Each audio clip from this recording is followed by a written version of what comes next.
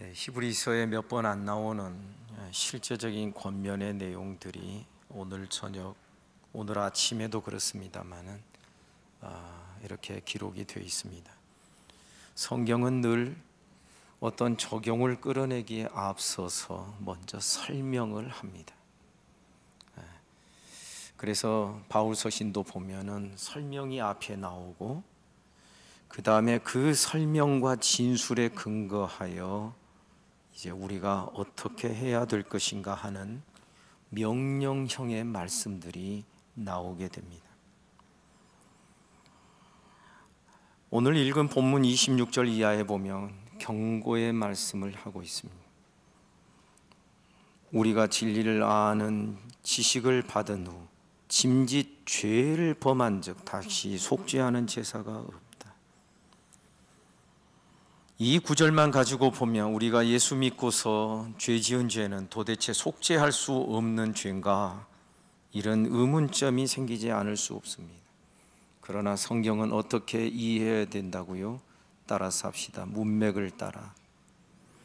히브리서 전체에서 말하고 있는 다시는 회개케 할 수 없는 이 죄는 배도의 죄입니다.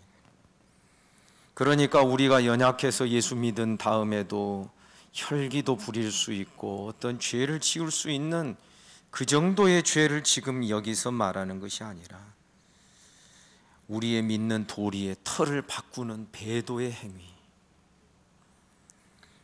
그래서 그리스도를 부인하거나, 그래서 실제로 그런 일들이 가능할 수 있었을 것처럼 보여지는 그리스도인이 된 다음에 유대교로 되돌아가는 일이나,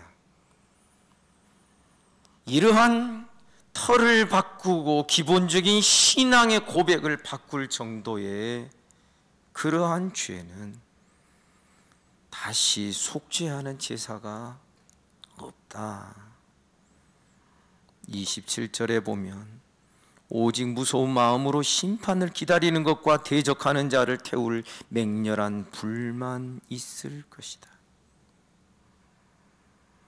28절 모세의 법을 폐한 자도 두세 증인으로 말미암아 불쌍히 여김을 받지 못하고 죽었거늘, 하물며 29절 하나님의 아들을 짓밟고 자기를 거룩하게 한 언약의 피를 부정한 것으로 여기고 은혜의 성령을 욕되게 하는 자가 당연히 받을 형벌은 얼마나 더 무겁겠는가 너희는 생각하라.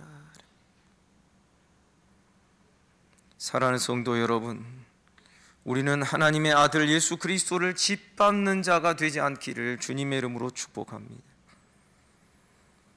언약의 피의 소중함을 알아야 됩니다. 가치를 몰라서 안 됩니다. 이 복음의 이 가치를 모르고 무시하고 멸시하는 행동은 은혜의 성령을 욕되게 하는 것은 그 형벌이 얼마나 더 무겁겠는가 너희는 생각하라 그랬어요. 더 무겁다라는 것은 모세의 율법으로 다스려졌던 율법 시대, 그때보다도 지금은 더 큰 구원을 가지고 있는 때요, 더 나은 것들을 은혜로 받고 있는 그런 때이기 때문에 이 더 나은 것을 무시하고 멸시하는 자는 모세 때 심판받았던 저들보다도 더 엄중한 심판을 받지 않겠느냐 하는 것입니다. 더 나아가서 30절에 보니 이러한 자들을 가리켜서 하나님이 뭐라고 표현하시냐면 원수라고 표현하십니다. 원수 갚는 것이 내게 있으니 내가 갚으리라 하시고 또 다시 주께서 그의 백성을 심판하리라 말씀하신 것을 우리가 안다 그랬습니다. 우리 믿는 자들끼리니까 그렇게 말을 하지요. 하나님은 구원의 하나님이신 줄 믿습니다. 그러나 하나님은 구원만 행하시는 분이 아니라 심판도 행하시는 하나님이십니다. 그래서 복음 안에는 항상 이 두 가지가 같이 들어있습니다. 예수 믿고 천국 갑시다, 안 믿으면 지옥 가요 하는 이야기지요. 그러나 우리가 부정적인 이야기를 잘 안 하려고 하니까 지옥 이야기를 안 해서 그렇지, 예수께서 이 세상에 오셨을 때에도 분명히 말씀하셨습니다. 구원받을 자는 구원받게 하고 심판받을 자는 심판받게 하는 것이 복음의 역할이 되는 것입니다. 32절부터 34절에서 히브리서 수신자들이 1차적인 어떤 핍박과 환난을 견디며 이겨냈던 이야기를 하고 있습니다. 전날에 너희가 빛을 받은 후에, 너희가 복음을 받아들인 후에 고난의 큰 싸움을 견디어낸 것을 생각하라. 비방과 환난으로서 사람에게 구경거리가 되고 혹은 이런 형편에 있는 자들과 사귀는 자가 되었으니 너희가 갇힌 자를 동정하고 너희 소유를 빼앗기는 것도 기쁘게 당한 것은 더 낫고 영구한 소유가 있는 줄을 알미니라. 사실 오늘 이 기록된 이 세 구절에서 우리는 히브리서가 언제쯤 기록되었을 것이라고 우리는 예상하고 추측할 수 있는 내용이 이 안에 들어 있습니다. 고난이 있습니다. 사람들에게 구경거리가 됐습니다. 비방과 환난이 있습니다. 갇히게 됩니다. 소유를 빼앗기는 일들까지 있었습니다. 그런데 한 가지는 무엇이 없냐면 순교의 이야기가 없습니다. 그래서 초대교회 최초로 대박해가 일어나고 순교가 일어났던 것은 도미티안 황제 때입니다. 로마의 도미티안 황제 때. 그래서 그 박해를 도미티안 박해라고 하는데, 초대교회사에 기록되어 있는 최초의 순교의 역사가 도미티안 황제 때인데, 이런 여러 가지 정황을 살펴보건대 히브리서는 그 도미티안 대박해 이전에 기록된 성경이구나 하는 것을 보게 됩니다. 그래서 히브리서 다른 데 보면은 너희가 아직까지는 고난과 환난 속에서 싸우지만 아직은 피 흘리기까지 싸우지 않았다라는 말씀을 히브리서에 하고 있습니다. 아직은 순교가 일어나지 않았던 것입니다. 저들이 전날의 고난의 큰 싸움을 다 이겨내고 비방받고 환난으로 사람에게 구경거리가 됐다. 그러니까 예수 믿는다고 관원들이 와서 수색하고 잡아가고 그러면은 우리도 잘 알 수 있는 것처럼 옆집에 있는 사람들이 구경하게 돼 있습니다. 그렇게 구경거리가 되었다라는 것입니다. 이런 형편에 있는 자들을 모른 척하지 아니하고 같이 사귀었다라는 거예요. 저들 중에 갇힌 자들이 있으면 같은 그리스도인으로서 그들을 동정하고 그들과 함께 교제하는 그런 자들이 되었던 것입니다. 어떤 자들은 소유까지 빼앗기게 된 것은 그 다음이 중요합니다. 이것을 기쁘게 당한 것은 더 낫고 영구한 소유가 있는 줄을 알미니라. 히브리서에서 우리가 눈여겨보아야 될 이 표현 중에 하나가 항상 그렇습니다. 더 낫다. better 굿입니다. 더 뛰어나다라는 것입니다. 그래서 구약의 어떤 그런 모든 구속의 제도보다 신약의 것이 얼마나 뛰어난 것인지 히브리서 1장에서 이야기하고 있는 대로 계시의 방법에 있어서 다르다.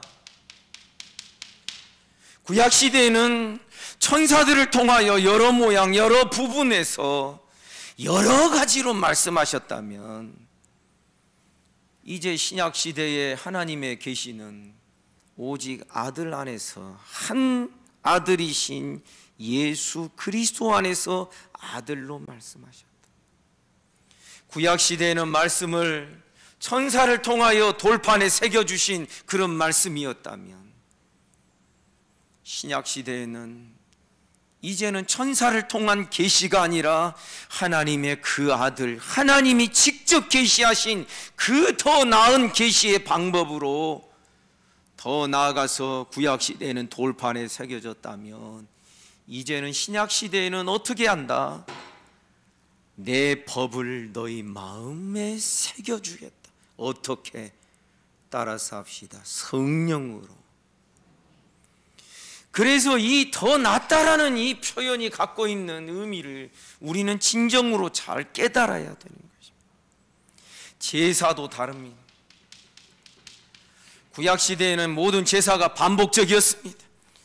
동물들도 여러 마리가 죽고 대속죄일 1년에 한 번의 제사 드렸던 백성들을 위한 대속죄일, 개인적인 제사는 말할 것도 없고 그들의 짐승의 숫자가 많은 것이 히브리서 저자에 의하면 무엇을 의미한다라고 말하냐면 이것은 아직은 온전하지 못했기 때문이다라고 말씀하고 있는 것입니다.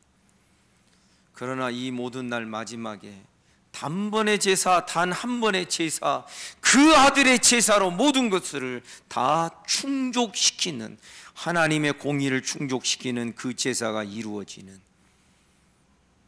이것을 통하여서 우리는 신약시대에 우리들이 받는 구원의 형태가, 구약시대라고 어찌 구원이 없었겠습니까? 그러나 이 모든 것을 고려할 때 우리가 받는 구원이 큰 구원,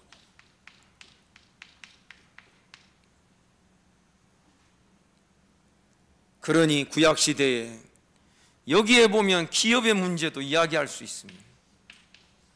구약시대는 기업이 땅덩어리였습니다. 가나안 땅을 정복합니다. 실제적으로 정복한 만큼 저들의 기업이 되도록 하셨습니다. 그런데 여러분, 구약시대에는 이 기업이 땅덩어리였지만 신약시대에는 이 땅보다도 더 나은 하늘의 기업이 우리들에게 약속되어 있는 줄 믿습니다. 더 낮고 영구한 소유가 있다 그랬습니다. 시간적으로도 이 기업은 다른 성격을 갖습니다. 이 신약시대에 우리에게 약속된 기업은 영구하다, 영원하다.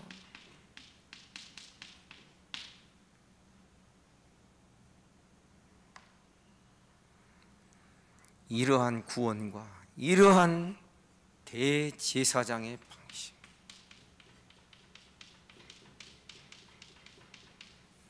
이 구약에 있는 이런 시스템보다 훨씬 더 탁월하고 완성된 형태의 이 구원의 체계, 그러니 은혜도 더 큰 은혜인 것이고, 아멘입니까?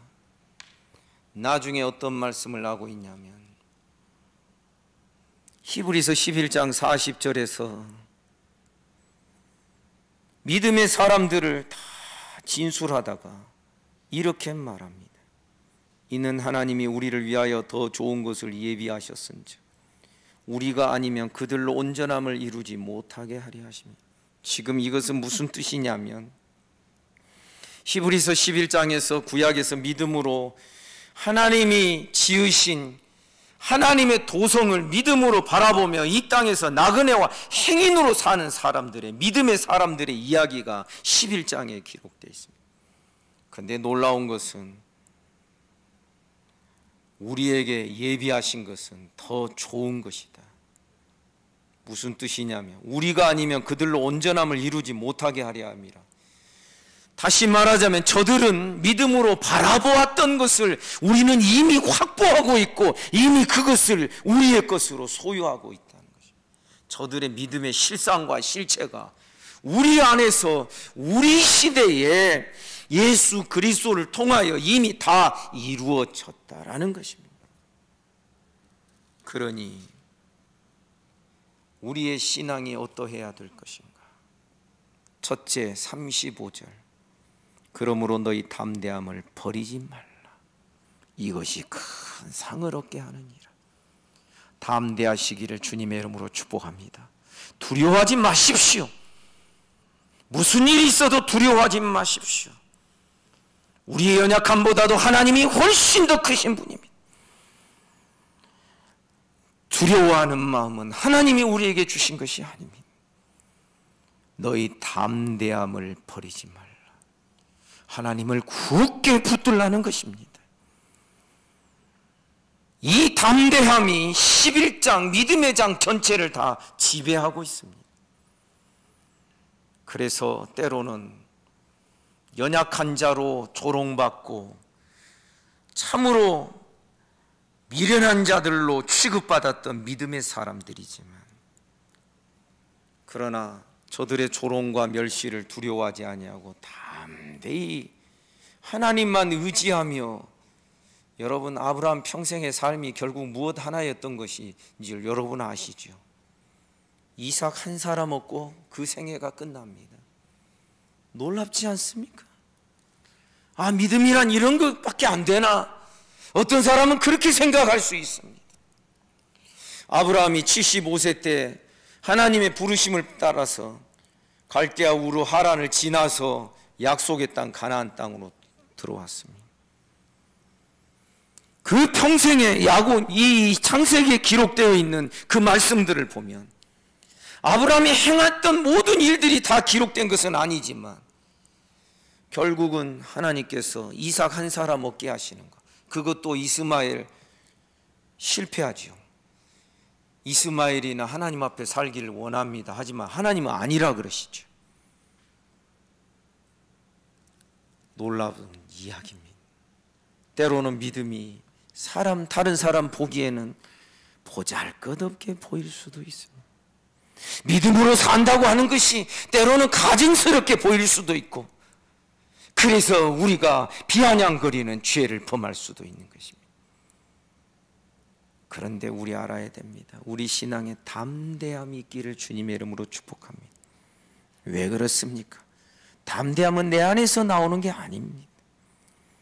하나님이 어떤 분이신 줄을 믿고, 어떻게 믿습니까? 23절에 보니 그 하나님은 미쁘신 하나님입니다. 신실하신 하나님입니다. 그가 말씀하신 바를 반드시 지키시고, 그가 약속하신 것을 무르시는 하나님이 아니다. 반드시 하나님의 그 약속은 이런 표현이 나옵니다. 내가 나를 두고 맹세하노니, 하나님이 아브라함에게 약속하신 것이 그것입니다. 아브라함은 약속을 멀리서 바라보고 환영했지만 우리처럼 그 약속의 실체를 보지는 못했던 것입니다. 아브라함은 이 하나님의 신실하신 약속에 이 말씀 하나 붙들고 살다가 죽어갔습니다. 그것의 실현을 보지 못하고 이삭 하나 얻은 것으로 끝나고 말았다는 것입니다. 성도 여러분, 우리의 신앙이 두려워하는 신앙이 아니라 담대한 신앙 되기를 주님의 이름으로 축복합니다. 두 번째로 우리에게 요구되는 게 있습니다. 36절, 너희에게 인내가 필요하다. 인내가 필요하다. 너희가 하나님의 뜻을 행한 후에 약속하신 것을 받기 위함이라. 인내가 없이는 아무도 주를 보지 못하리라 말씀하십니다. 잠시 잠깐 후면 오실 이가 오시리니 지체하지 아니할 것이다. 여러분, 믿음의 삶에 인내가 있습니다. 이것은 참을성이 강하기 때문에 인내하는 것이 아니라, 따라서 합시다. 인내는 성령의 열매입니다.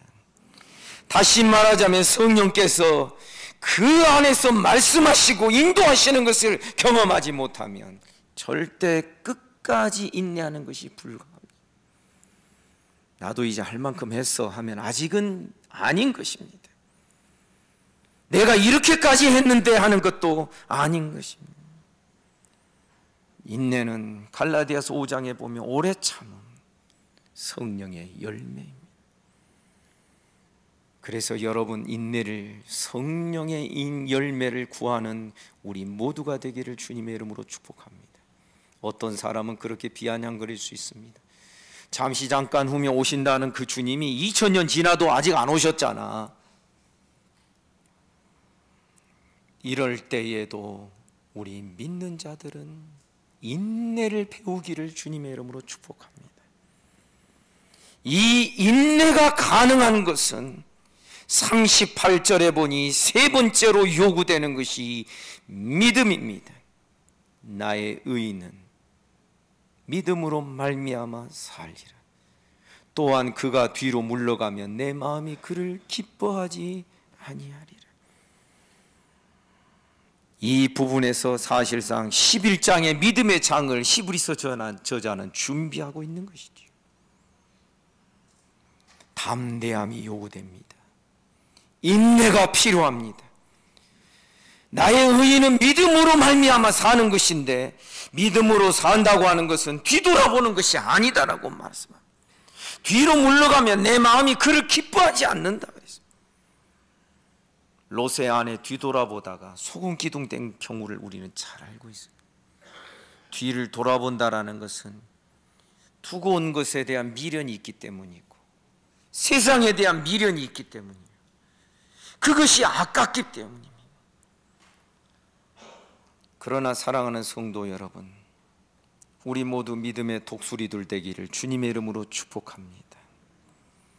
그래서 우리는 날마다 이 세 가지 것을 다지고 우리를 또 다지는 신앙이 되어야 됩니다.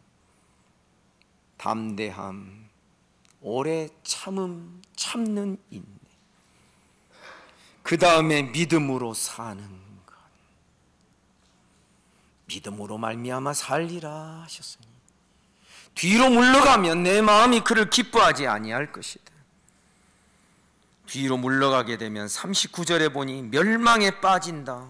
이전 성경에서는 침륜에 빠진다 그랬습니다. 함정에 빠지는 것입니다.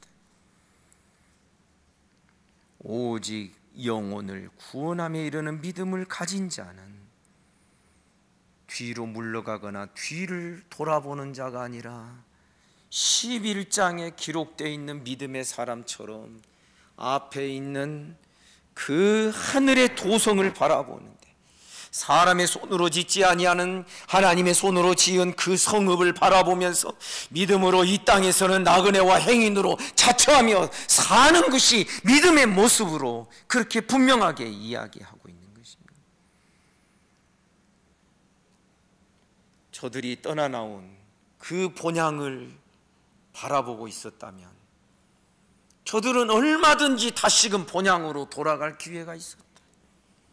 11장에서 우리는 아브라함이 무엇 때문에 자기 집에 늙은 종을 자기의 환도뼈에 손을 얹고 맹세를 시키면서 내 아들을 하란으로 데리고 가지 말아라, 거기에 가서 하나님께서 인도하셔서 이삭의 짝이 될 만한 사람을 하나님이 만나게 하실 것이다. 그러면 그 여자를 데리고 나와서 여기 와서 결혼을 시켜라.